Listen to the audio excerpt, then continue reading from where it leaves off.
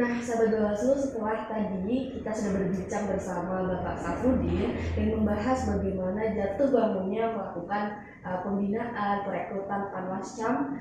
Sekarang sudah bergabung bersama saya Bapak Abdul Maksus SPDI.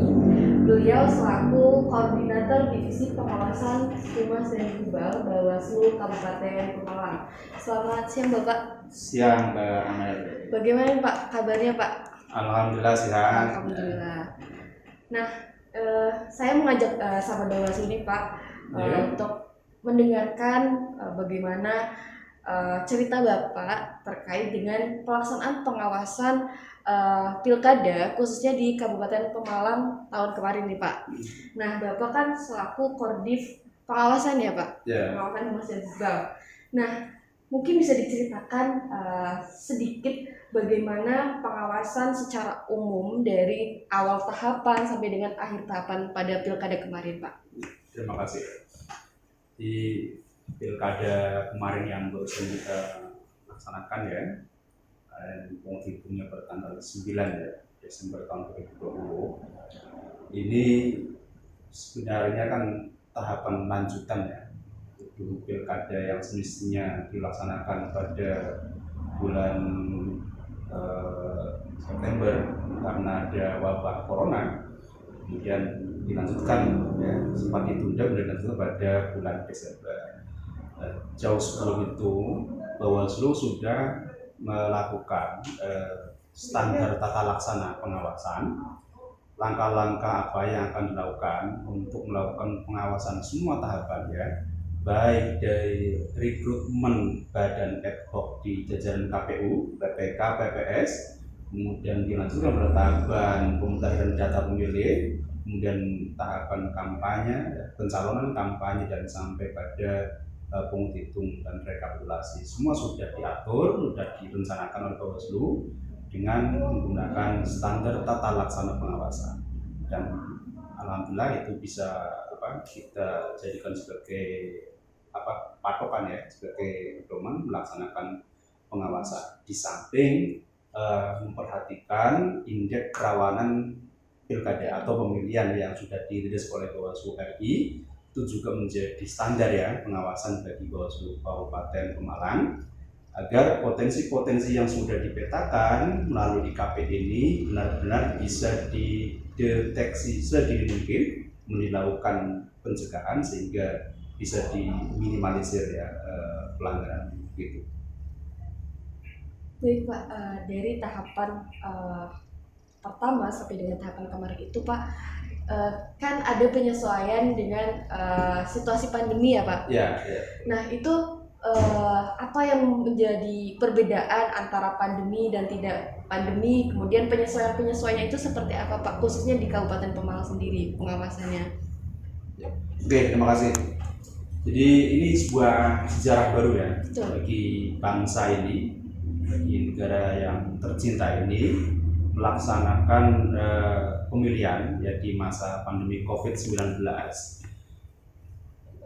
Ada standar-standar baru yang harus dipatuhi dan dilaksanakan oleh semua jajaran Bawaslu, jajaran pengawas, baik di tingkat kabupaten, kemudian di tingkat kecamatan, sampai PKD dan PTPS. Yakni apa? Harus mematuhi protokol kesehatan ya. Di samping internal kita untuk disiplin di dalam penggunaan protokol kesehatan, Bawaslu juga dituntut untuk melakukan pengawasan protokol kesehatan oleh jajaran KPU ya, baik di tingkat kabupaten, kecamatan, sampai desa, oleh PPK, PPS, KPS, bahkan sampai kegiatan di KPU sendiri, itu semua harus mengikuti protokol kesehatan. Yang kedua, oleh peserta ya. Peserta dalam melakukan kegiatan itu juga harus patuh terhadap protokol kesehatan. Kegiatan apa? Kegiatan kampanye, kegiatan sosialisasi. Ini semua diatur oleh PKPU COVID ya. Semua dibatasi. Kegiatan kampanye ini tidak boleh melebihi dari 50 peserta ya. Kemudian harus ada alat mengukur suhu, harus bermasker, cuci tangan, dan jaga jarak.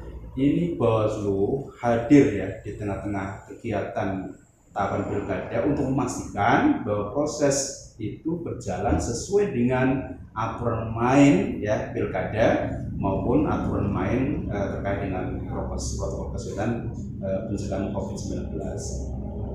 Saya contohkan begini Pak, tahapan pemutahiran data pemilih itu juga Bawaslu memastikan PPDB yang bertugas melakukan pencocokan data atau coklit ya itu harus menggunakan alat pelindung diri lengkap ya, face shield, kemudian sarung tangan, membawa alat kesehatan lainnya ya, dipastikan. Kemudian dokumen itu juga harus terbungkus ya plastik, harus rapat sehingga bisa melakukan pencegahan penyebaran COVID-19. Kemudian kalau bertemu dengan masyarakat juga tidak boleh ya bersentuhan, berjabat tangan begitu. Dan begitu juga oleh para masyarakat yang didatangi oleh BPDB itu juga harus melakukan standar protokol kesehatan.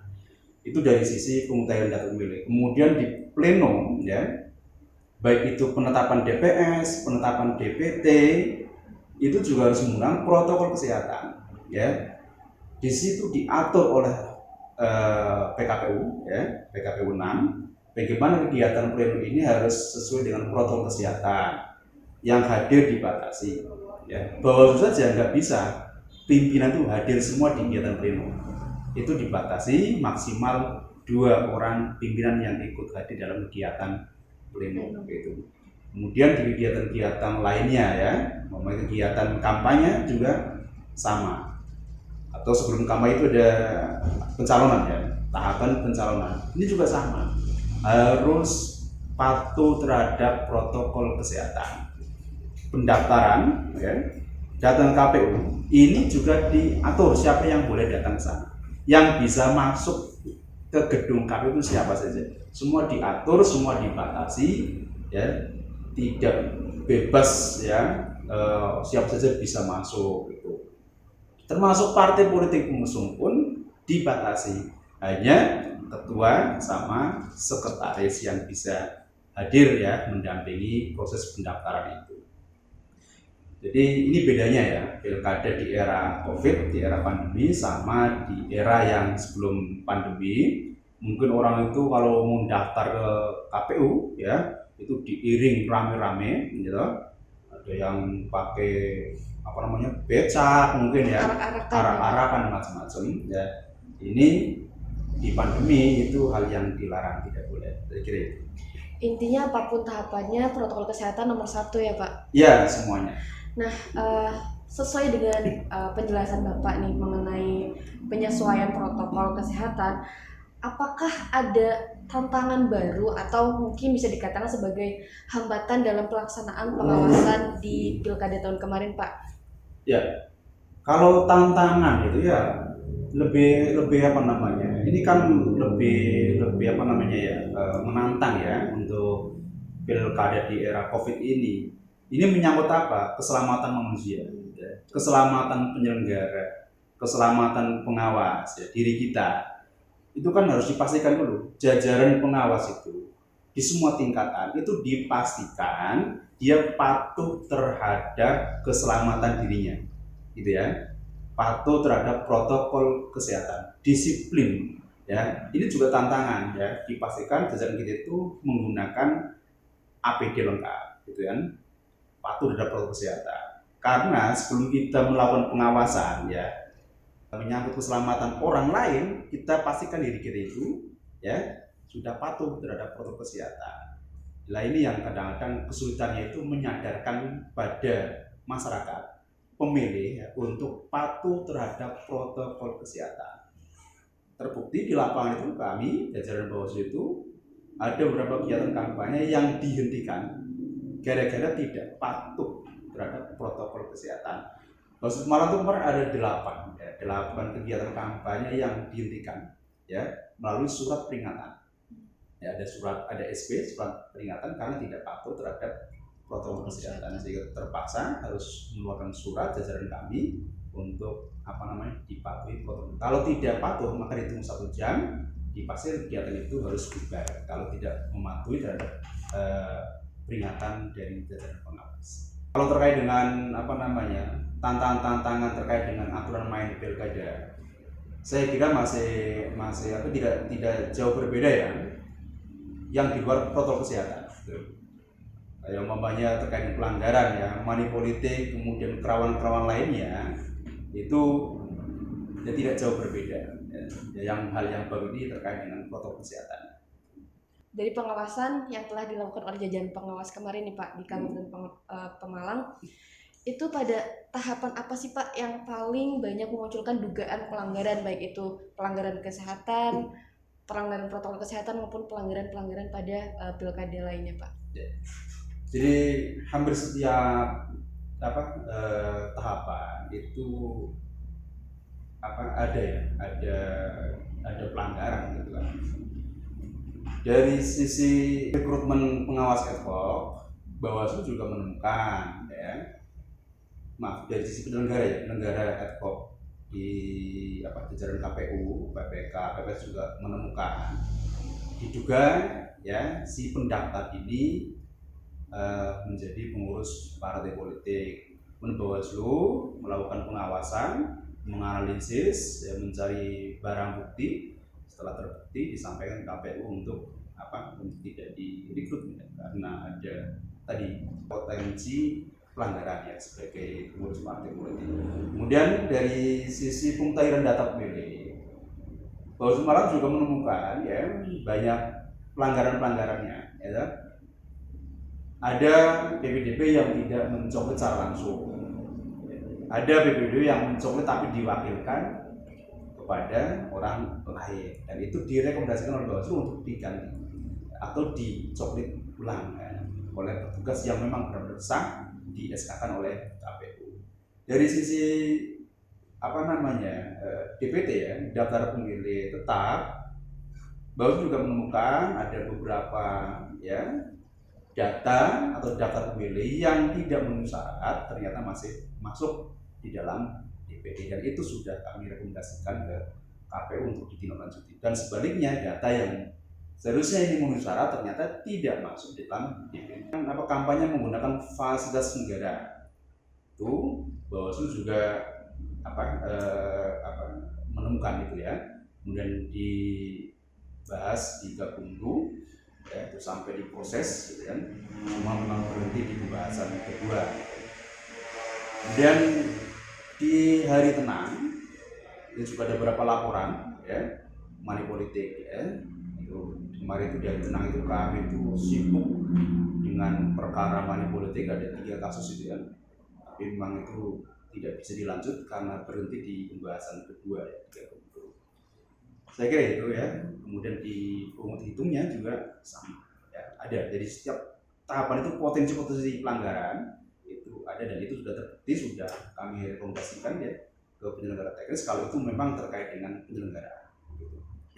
Baik Pak, sebagai penutup nih Pak, mungkin bisa diceritakan pada sahabat Bawaslu sekalian tahapan apa yang pengawasannya paling sederhana dan pengawasan pada tahapan yang paling bisa dikatakan paling krusial nih Pak pada pelaksanaan pengawasan pilkada tahun kemarin Pak. Mungkin juga ditambahkan seperti apa suka dukanya menjadi garda terdepan nih pengawasan pilkada di Kabupaten Pemalang Pak. Terima kasih Kalau bicara yang paling menyenangkan itu apa pengawasan yang paling menyenangkan semua kalau dinikmati itu sebenarnya menyenangkan.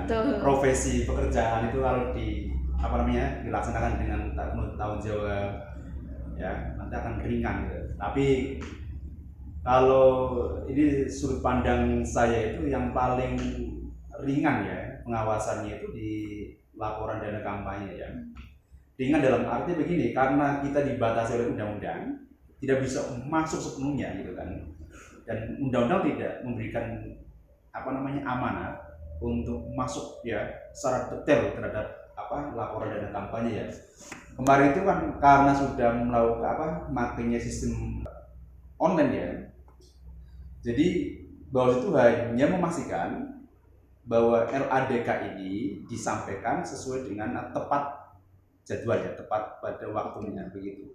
Kemudian kami bisa mengecek di webnya KPU. Jadi tidak harus nunggu di KPU. Kalau dulu di pemilu 19 kami harus nunggu di sana ya. Kemarin itu saya hanya cukup cek di webnya KPU mana saja calon mana yang belum laporan, mana yang sudah, terus dokumennya yang lengkap mana yang belum, mana itu kami bisa cek gitu ya. Dan dipastikan bahwa itu disampaikan, dilaporkan ke KPU. Saya kira itu ya. Jadi kita menggunakan teknologi terkait dengan pengawasan laporan dana kampanye kan. Suka dukanya yang paling krusial itu ya di pungut hitung ya, karena itu mahkotanya demokrasi kan di situ.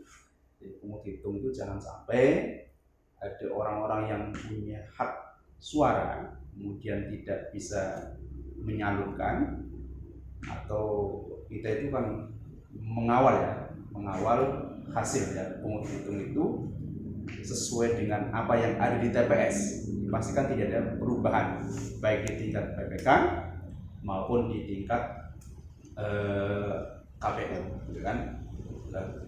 Berbeda lagi ya, tahapan pungut hitung dengan tahun-tahun pilkada sebelumnya atau pemilu sebelumnya. Kalau kemarin itu kan menggunakan Sirekap ya. Jadi ada Sirekap dan kemudian ada manual. Nah, kita pastikan Sirekap ini bisa digunakan atau tidak, ya kan?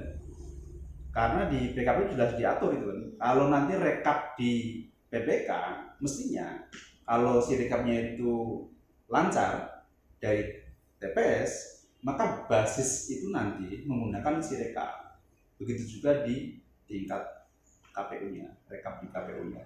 Tapi karena Sirekapnya bermasalah, ya tidak berhasil pada jadwal yang sudah ditentukan, terpaksa rekap itu menggunakan manual, termasuk sampai tingkat KPU. Ini kondisi di Pemalang ya. Jadi tadi kalau tanya yang paling krusial itu mana ya, semua sebenarnya itu ya penting ya agar proses ini berjalan dengan sesuai dengan koridor dan hukum yang ada. Tapi ya kalau tentang krusial terkait dengan hak menyangkut nasib orang ini ya, dan mengawal suara, nah ini di pungut itu gitu Pak Amel ya.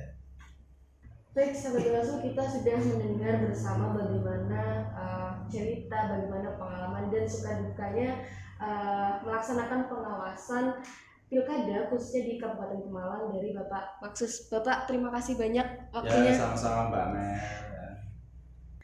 Baik, sahabat Bawaslu, demikianlah liputan Bawaslu Kota Tegal mengenai bagaimana pengawasan pilkada di Kabupaten Pemalang. Jangan lupa selalu saksikan kabar kegiatan Bawaslu selanjutnya di laman media sosial Bawaslu Kota Tegal. Bersama rakyat awasi pemilu, bersama Bawaslu tegakkan keadilan pemilu.